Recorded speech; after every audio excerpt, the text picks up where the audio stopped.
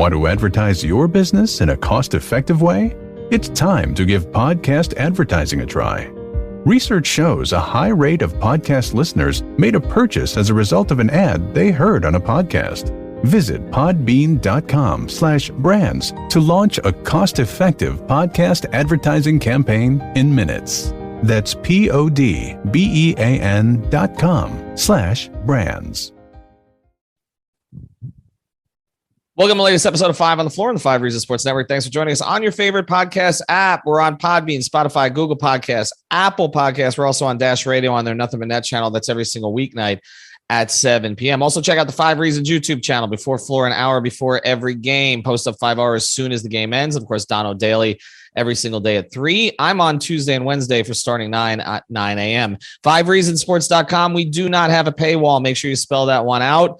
You got to go there. Brady's doing all this work. It's up as soon as the game ends. In fact, it's up like 3 weeks before the game ends. He's telling you what the takeaways are going to be. So go to 5reasonsports.com and check out the great sponsors of the 5 Reasons Sports Network. This is where you got to go if you're looking for IT. It's CPT of South Florida. CPT of South Florida is where you go. They'll take care of all of your IT needs. You can find them at cpt-florida.com. Reach out to TJ. He's the guy, and he's been handling this in South Florida for quite a long time. You can certainly trust him. And CPT of South Florida, that's also the place. They've got a free phones deal, so make sure you ask about that and mention 5 Reasons. Go to cpt-florida.com. Again, that's cpt-florida.com for all of your IT needs. And now, tonight's episode. Down to Biscayne. Yikes. 5 on the floor. Ride for my dogs. Where here's the thing. You can check the score. Hustle hard, couple scars, wearing bubble frauds. Just like Butler said, you in trouble, y'all. Kept the flow playing. Got it all band. Y'all seen the block. Stop with one hand. And Pat we trust. It's power, have the guts. We're here to bring the heat. Y'all can hang it up. Welcome to 5 on the Floor, a daily insider show on the Miami Heat and the NBA, featuring Ethan Skolnick, Greg Sylvander, and Alex Toledo, plus others from the 5 Reasons Sports Network. All right, welcome back to 5 on the Floor. Here's tonight's floor plan. We've got Greg Sylvander. You can follow him at Greg Sylvander, and you hear her voice at the beginning of every episode. I don't know if people actually know that. Should I give that away? I'm not really sure. It's too late now. Yeah, I'm bad with secrets, but that's one of my problems. But you can find her at her Twitter handle at Allana. Tachauer. You're not going to try again? That was a one and done deal. That was excellent. Okay, and her appearance here is sponsored by Mark Brown. Go to markbrownpa.com. If you need an estate plan, Mark can help you out with that. Again, go to markbrownpa.com, based right here in North Lauderdale. Also got a title company right there in-house. Allana's episodes of Feel the Heat are also sponsored by Mark. So make sure, again, you check out markbrownpa.com for your, again, title needs, your real estate needs, as well as your estate planning needs. All right, let's get to it. People are kind of happy today, I feel like. And on Heat Twitter, that's a rare thing. Usually everybody's looking for something to be frustrated about. But I feel like the win against Toronto answered some questions for a lot of folks. Bam came back. It didn't kill the mix. The young players, with the exception of Yurt, still got to play. Caleb Martin and Gabe Vincent. Now people are asking for nicknames for them defensively and what they're doing. I kind of like the whole lockdown thing. I kind of like double bolt, but we probably could come up with a better one than that. Jimmy Butler, after a really poor performance, I thought in the previous game, had a triple-double. Tyler Herro, again, we saw what he can do against length, which is something that he has struggled with at times. And so with the exception, again, of, the Duncan Robinson thing, but even Duncan, played under 20 minutes, had 8 points, made 40% of his threes, 2 out of 5. So there's not the kind of anger on Heat Twitter today. And we felt like this was a good time to have a happy topic, right? Because we don't do that many of those. And it struck me when I saw your tweet yesterday, Greg, when you were talking about maybe this is the deepest team in Heat history. And when we start to go back now, you're talking about since 1988, we probably can throw out some of those early years. But I mean, this is a team that's won 3 championships, been to 6 finals, and was in a finals just 2 years ago, actually in 2020. And I tweeted this out today. It's interesting. They're the only bubble frauds, But actually, since 2020, only the Nuggets of the 4 finalists have won more regular season games, and they've won one more. The Heat have won more than the Lakers or the Celtics since then, but only the Heat get called bubble frauds. But I thought it might be fun here to take a look at this team as compared to 2020, first on the court, but then also off the court. Is this team better? Is this team more fun? So I'll start here with you, Greg. Is this team better than the 2020 team? Yes, because they're deeper. I think that we forget, if you go back to those box scores of the NBA Finals, as fun as that was, and Jimmy going toe-to-toe with LeBron James will be in Heat allure forever. They were playing like 6.5, 7 guys. And just knowing that the team has a lot more options now, I just think it's a different vibe there. So to me, it's a much deeper team. It's a much more well-balanced team. And it's one that I think is built to maximize Jimmy and Bam in a way that I think Spoelstra kind of learned that this was the build on the fly when he acquired Jae Crowder and Andre Iguodala. And then now, so he got to take those learnings and implement it into a roster building activity when he got PJ Tucker and Kyle Lowry and kind of switched the some of the faces around the team. So to me, it's absolutely 100% without a doubt a better team. Will it go as far? That's another question. Allana, Goran obviously is the guy who's gone. And although he's still in everybody's hearts and still in the practice facility at times, although not in the building with Toronto yesterday. But, that team, again, they caught fire in the bubble, but they were playing really well prior to like the 3 weeks of and then the COVID shutdown. The 3 weeks before the COVID shutdown, they didn't play particularly well. Then they were 3-5. And then they caught fire. They caught some good matchups. And I hate the narrative that, that it was unfair that they outperformed in the bubble. When you're talking about the reason that they outperformed in the bubble was they have good coaching, they had disciplined players, and they were focused. I don't know why that's being held against them. But when you just look at that team versus this team, what sticks out to you? To me, it's all about identity. I loved that team, and obviously I am a huge Goran fan. I also was gutted when we lost Jay. But to me, this team knows who they are a lot more. And it's not to say that team didn't have kind of glimpses of what the overall Miami Heat basketball experience should be like. And obviously they thrive in the bubble for a reason, but this team is so just like they click on all cylinders, both on and off the court. I think the kind of identity that they've taken on with, playing in the kennel and that they're dogs, that to me is making them successful. And it's every last guy. It's not just Jimmy. It's not just Kyle. It's not Bam being a little bit more aggressive. It's each and every player, even guys who are hurt. Keith hasn't played in however many games. You can feel that off the bench. Same with Depot, who's there night in and night out. So that to me, them knowing who they are, I think is a huge plus. And we talk about Jay. So let's break it down here a little bit and let's go player by player to a certain degree. Are we all in agreement that PJ Tucker has been an upgrade over Jae Crowder, or do we need to see more?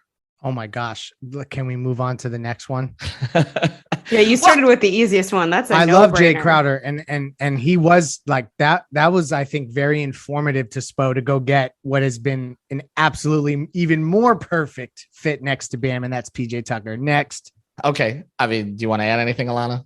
No, I mean, I've said it from the start. I love PJ. I loved that signing. People thought I was crazy for saying that he was going to make the kind of impact that he's making. I love Jay. I wish him the best in Phoenix, but yeah, total upgrade. All right. Point guard situation here. Kyle Lowry, Goran Dragic.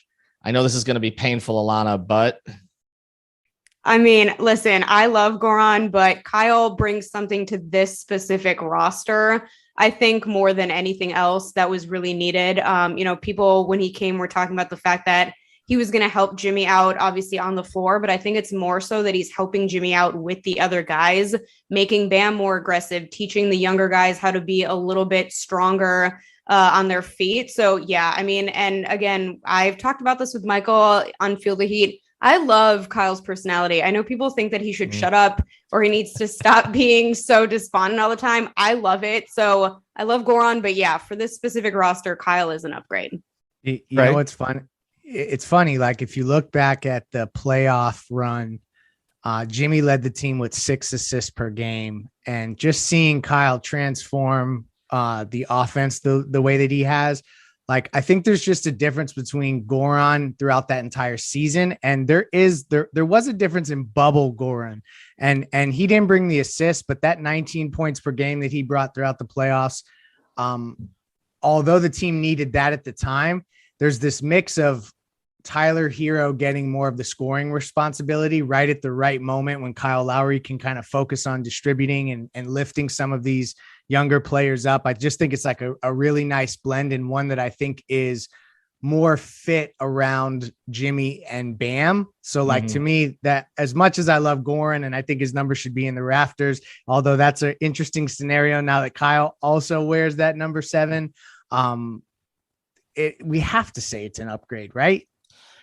I mean, yes, I think what the thing about Goran in the bubble was he gave them exactly what it was that they needed, right? Like, there was a void on this team for a guy who can just go get buckets, like, because Herro was doing it, but he was a rookie and he was inconsistent at it. And Jimmy, it's not really what he primarily wants to do. And then Bam, although he was more aggressive than he was last year in the playoffs, it wasn't his primary function either. So it kind of, I think what Goran did more than anything else in the bubble, other than be Jimmy's best friend, which I think helped them get through the bubble, that relationship and Goran's leadership, I think was critical there, it was just like he did the thing that the others really are not inclined to do first. And I don't know that they get to the finals without him. We'll never know if they would have won a championship if he'd been healthy, unfortunately.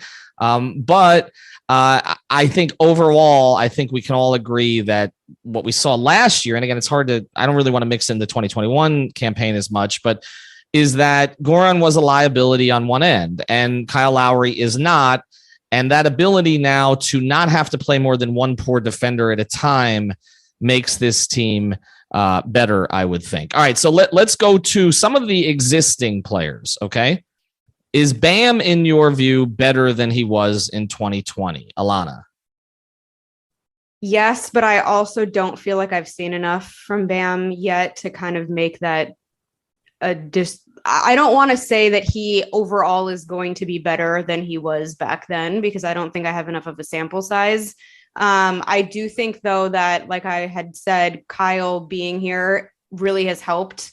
I think he's more aggressive. I think he looks at himself as more of the guy that he needs to be. I think before, he was stepping up, but he wasn't doing it in a bold enough way, I think, for what the team needed. And I think right now he sees himself in a different way. I also think the gold medal helped that a little bit.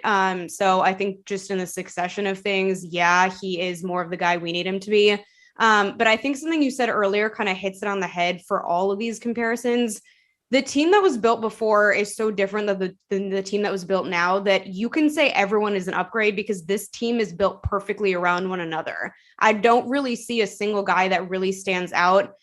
Duncan, I have a little bit of an issue with, which we may get into or might not, in terms of he might be the outlier with his personality, not necessarily fitting into like the grittiness of the rest of the team. But I think the reason all these guys are upgrades is less so, the X's and O's necessarily, and more just fitting into a group. Greg, what do you think, Bam? So Bam in the bubble was essentially like 18 and 10, 4.5 assists, 56% field goal shooting on 11 attempts, 12 attempts. That's what he's averaging this year, maybe on a little worse efficiency, but he's getting a little more usage. So for me, like the Bam in the bubble was good enough to get to the NBA finals and was good enough to take over an Eastern Conference finals. So to me, seeing that from him as his averages in a season where I think there is a faction of the fan base that maybe even expected more from him, which I think maybe our expectations are getting through the roof. And sorry if I'm the one who's led that by calling him no ceiling. He really does have no ceiling, but I think we should give the guy at least some time to explore how high the ceiling is. And so if he's averaging what he did in the bubble when they made that run, I think he's better today than he was then. But we obviously need to see it throughout the playoffs because I'm referencing a finals run statistics and we're talking regular season. Jimmy, better, same, worse? Greg? We are witnessing Jimmy Butler at the height of his powers, 100%. Now, what's crazy about that is that he was so damn good in that run. And I don't know that he'll ever go toe to toe in a sheer statistical, like if you're just looking at points, rebounds, and assists to LeBron James, because this team is built differently. But if you're telling me that this isn't the same guy who can go and do that, he's at the height of his powers. I say that is at least a wash. If not, you have Jimmy at his absolute best right now. Right? Am I crazy? Well, I think when you look at the finals, people are going to say that was a moment in time that is going to be almost impossible to replicate because it was the circumstances, right? Yeah. We have seen him miss a lot of time the last 2 years with injuries. I think that would be the one concern. I think when Jimmy plays and Jimmy is focused and the way that Jimmy is able to hunt mismatches now and able to slow the game down, and I don't think the changes in the officiating have really affected him like they've affected other guys. I think you can make the argument that you're making, Greg. I don't necessarily think that means we're ever going to see again what we saw against LeBron. And he's going to be measured against that. In part, he's going to be measured against that more than he's going to be measured against what happened in the playoffs last year when he was outscored by Bryn Forbes, right? Like people are going to, if they make a deep playoff run, it's going to be, okay, can he still be playoff Jimmy? I believe that last year was a product of basically just fatigue, mental fatigue, emotional fatigue, physical fatigue.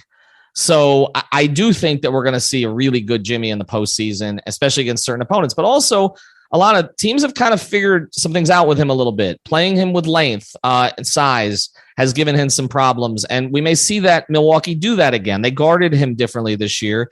So I'll just say, are you expecting a Jimmy in the playoffs that can be as good as the Jimmy we saw in the playoffs 2 years ago? For me, it all comes down to health. And I have been criticized for saying this lately, even though I've thought it for a while. I just haven't really spoken on it. His injuries concern me. And I think Michael actually brought this up. It's not so much that he's unable to stay healthy like day to day, but it's the way he plays. He gives it his all, which is what we love from him, but it doesn't really help when I think the last game he fell on that tailbone again. And I gasped because I was like, are you serious? Is this going to be number 3? So if he can stay healthy, yes, I think that we can see a similar Jimmy. And I think the last few games have proved that he is getting his aggression back. I'm just concerned that he's going to keep giving it his all, ramping up even to the playoffs. And by that point, he's not going to be able to stay as physically fit or as healthy as he needs to. And I don't like saying this because people are going to come after me, but it's just for him, injuries are becoming a problem. I mean, I think that's fair. I mean, I think it sounds like we're talking about Dwayne, right?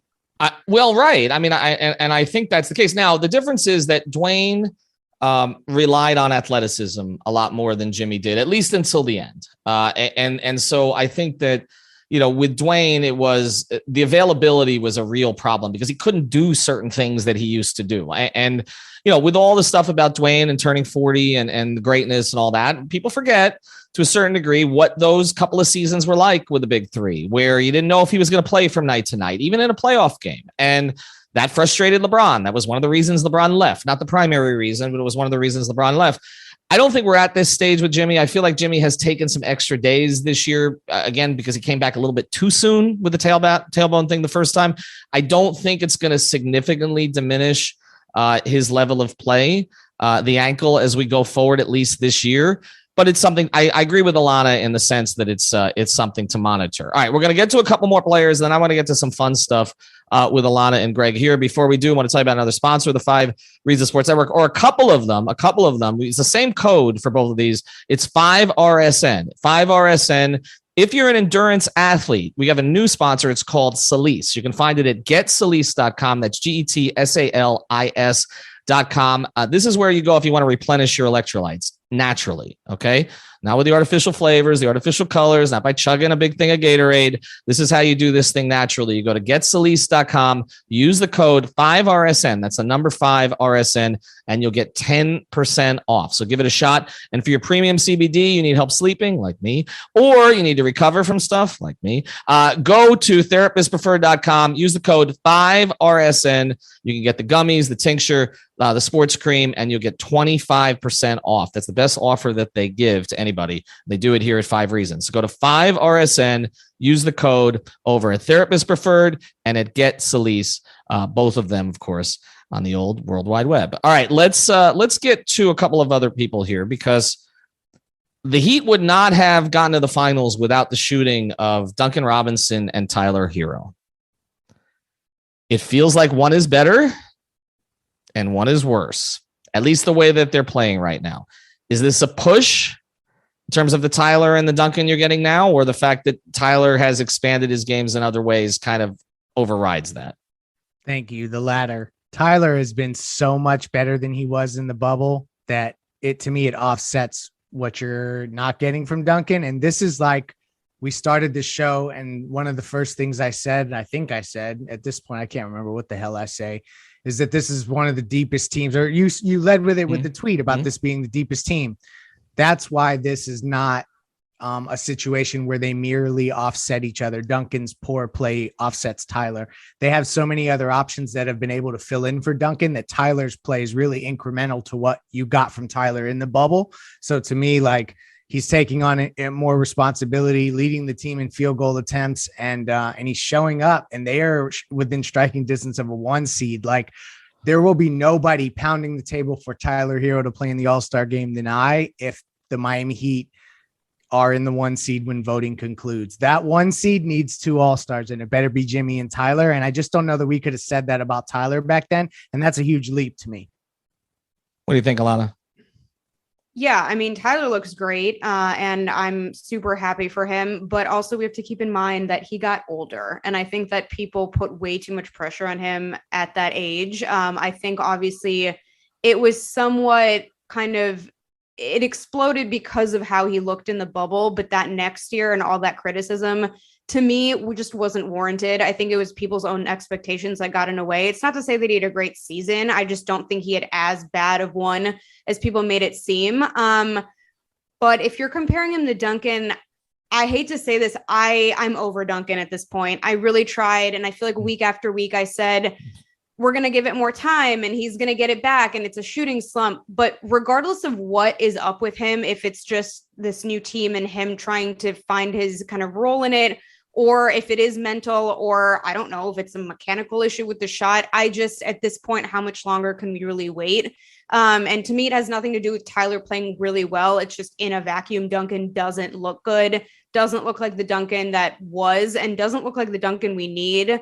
So I don't know. I mean, hats off to Tyler, but I don't know what's going on with Duncan, and I don't really know what else to say. So we want to call that a push, basically. I mean, I know, Greg, you're not, but I feel like, no, I get it. Because Duncan was really important. I mean, I understand that he couldn't play down the stretch, but he mattered during that run.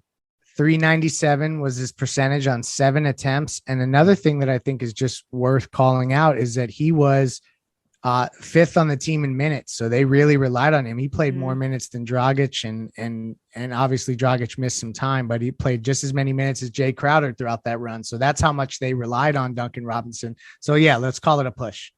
All right. We'll call that a push. All right. So let's get to the bench then, because we've talked about Bam. We've talked about the starting power forward. We've talked about Jimmy. We've talked about Tyler. We've talked about Dragic versus Lowry. To me, this is the huge advantage of this team. And this is not the what we anticipated, but they had guys in the bubble that were just unplayable at that stage. I mean, Myers Leonard, before the whole incident, he was an important player for the first half of the season, but when he got injured and he came back, he couldn't find it anymore. They didn't really have a role for him anymore.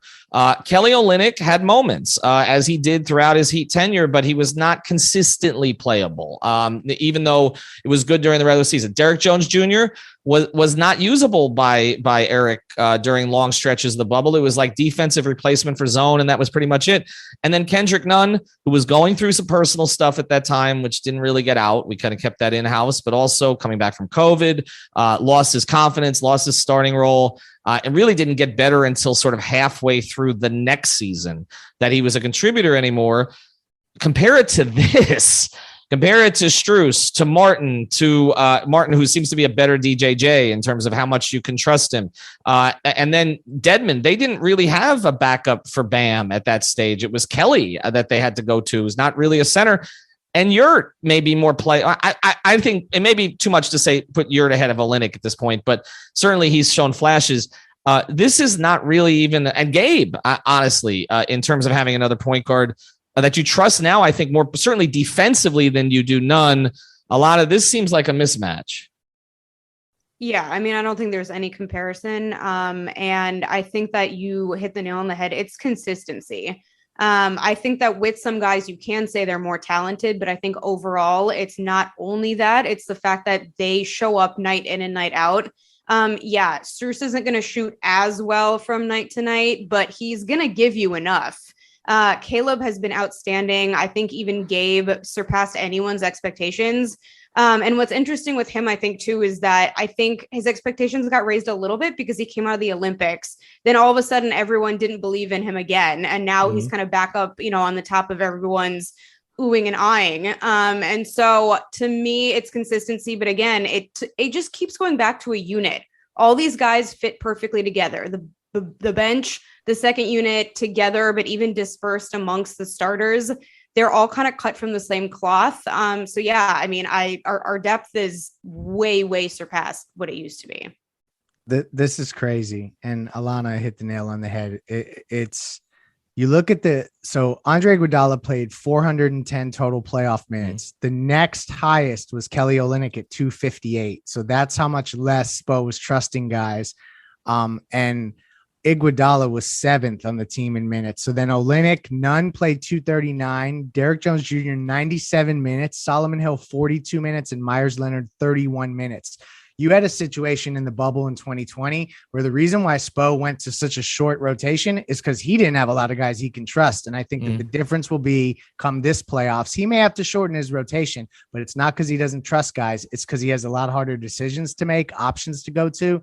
And I think that is a unique weapon where Spoelstra is going to be able to pull out really functional players that teams maybe haven't seen for half a series. And then all of a sudden they get inserted into a series. What does that do? I'm interested to see that because we haven't always had that kind of depth on these Eric Spoelstra coach teams. And I think what this shows is that for all the criticism of the Heat for letting certain guys go and for decisions that were made last offseason, not this most recent one, but the one before, that they got it right on a lot of them. Like Derrick Jones Jr. was not worth paying. That sort of played out in the bubble. Kendrick Nunn, he hasn't played for the Lakers yet, right? There was criticism of that this offseason, including by us. Why would you not just pay him the $5 million to come back? Well, Gabe gives them more of what they actually need as a defender than Nunn does. And this also, as it was put to me at the time, it cleared the path for Herro not to have to kind of share snaps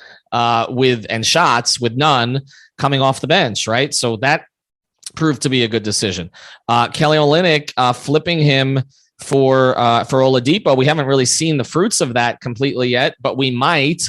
And Kelly has played well in Detroit when he's played, but they have better options, I think, up front now than they did at that time, better playoff options. So, and then the Jae Crowder thing, even. They've essentially replaced Jae Crowder for half the money with PJ Tucker, and we all agree that he's outplayed them. So, again, Mo Harkless last year didn't work out. Avery Bradley didn't work out, and we can criticize them for choices they made or didn't make or whatever. But it does seem like they learned lessons from the bubble. That run actually helped them make better decisions, and they did. All right, we're going to get to the fun part of this now and kind of compare the two teams from an off-the-court perspective. But before we do, Greg's appearances here are sponsored by our friends over at Water Cleanup of Florida. You can find Water Cleanup of Florida in Boca Raton, but they service the entire area. If you're a South Florida property owner with an insurance claim, you're dealing with water, mold, or fire damage, you got to find a reputable, fully licensed, insured, and certified contractor. That is Water Cleanup of Florida. When a disaster strikes in your home or business, you need specialized, fast, and reliable services. Water Cleanup of Florida understands the impact and stress that an unexpected disaster may cause. They got more than 60 years of combined experience. Michael, Robert, and the team. Reach out to Michael over at his personal cell phone at 954-579-0356. Again, it's 954-579-0356.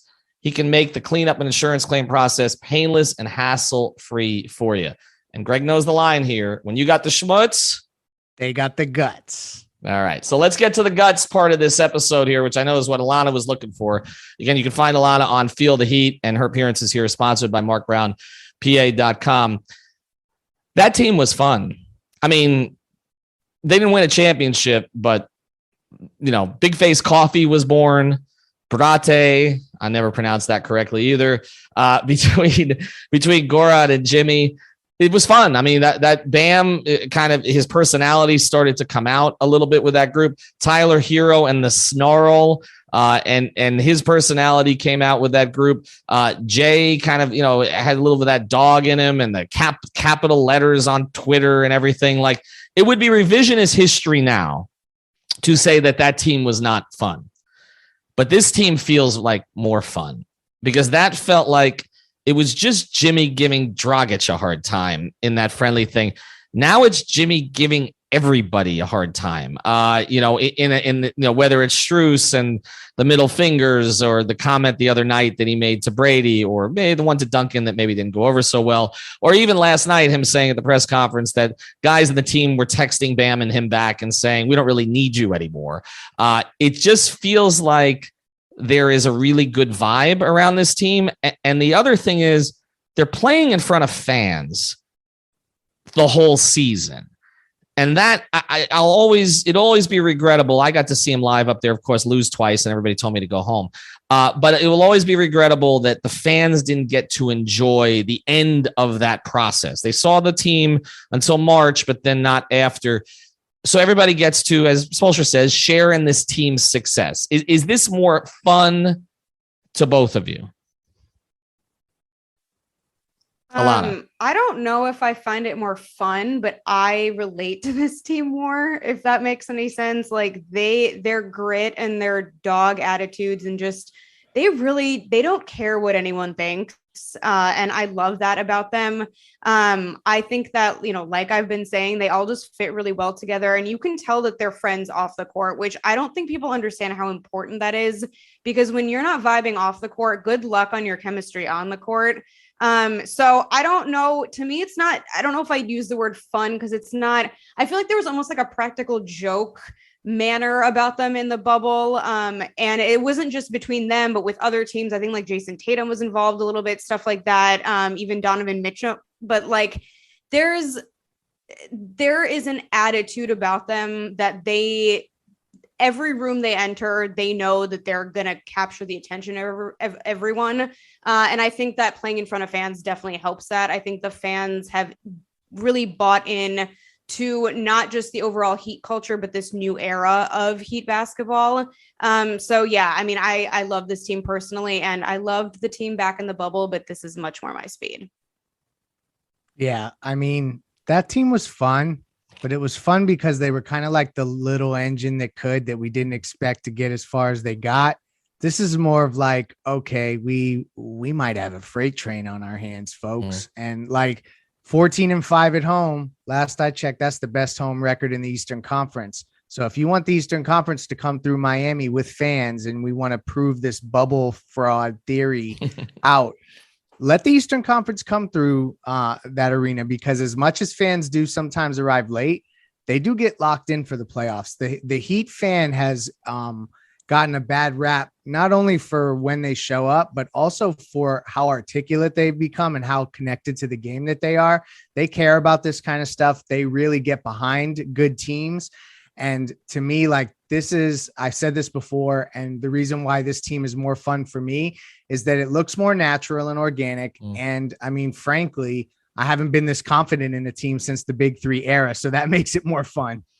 Yeah, I'm with you on both of that. But with both of you on this, I think that again, that bubble team, part of the reason that we bought into it is so much fun. And again, I don't want to diminish it, is that we needed fun, right? Like, that was the beginning of COVID, like this long nightmare. And at that point, people weren't really leaving the house in most places. Well, Florida, they were, because DeSantis, but I mean, everywhere else, they really weren't leaving the house. Right. And so I think that it gave everybody a reason to be at night. Like, okay, we can gather around and watch this team, and they're going to make a run. And I remember even the early bubble games, just the team being back and the excitement about that. You hadn't had basketball for that long. But there is something different when the fans can maybe not reach out and touch the players, but they can see them. They're present. And you couldn't do that there. You couldn't do that with all of that. And so it was all the social media stuff. And I give the Heat a lot of credit for that because they have an exceptional social media team and they brought people into the bubble. They made them feel the big face coffee stuff and everything else. But with this, it's not as necessary. I mean, you're getting the post-game interviews. You're getting, them reacting to the fans. I mean, even last night, the PJ Tucker shot and his reaction to the shot to the fans before he realized he's PJ Tucker and he can't show emotion. And so basically he sort of clammed back up on the walk back. Like, I feel like we're headed for a really fun finish. But I also think because people didn't believe in the bubble team and because the Heat flamed out in 4 games against Milwaukee last year, the Heat are really not playing with the pressure of expectations nationally. They may be locally with us because we think this team's really good, but they're not nationally. Like nationally, nobody respects this team. I mean, they just don't. I mean, Alfredo, our host of 3 Yards Per Carry, who also happens to be a big Heat fan, he was watching and he said ESPN named 5 potential contenders in the Eastern Conference and the Heat were not one of them, and Washington was. So if that's the case, then I think this team can continue to play free and fun. And I give them credit for building this chemistry and camaraderie when guys have been in and out, and they've made everybody feel part of it. It's been a pretty cool things to watch. So ultimately winning determines this, but I'm with both of you. I think this has a chance to be maybe even more fun. I think it will be more fun than the bubble run. All right. Thanks to Allana. Thanks to Greg. You can follow Allana over at Feel the Heat, of course, with her co-host. Am I allowed to mention his name? Can I give him publicity? Is that okay? Absolutely, always. I think his name is Fred. No, it's Michael. It's Michael Christian. You can check him out at Michael5RSN. I give him credit. He's the only person who has 5RSN in his Twitter handle. I should be promoting him more often since he's promoting us. We'll be back tomorrow. Alex and Alejandro will be at the game. Greg and I will be on the pod. The Heat play Portland. Check out our recent episodes, including our sit down with Caleb Martin. Have a great day, great night. That's it. Thank you for listening to the 5 on the Floor on the 5 Regional Sports Network.